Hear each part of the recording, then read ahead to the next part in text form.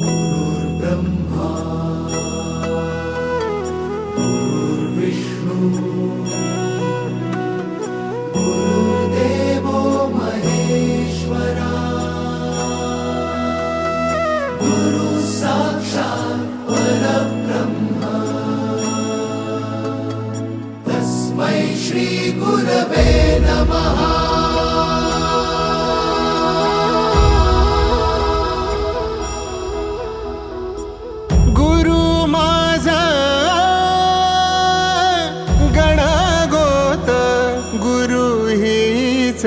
माऊली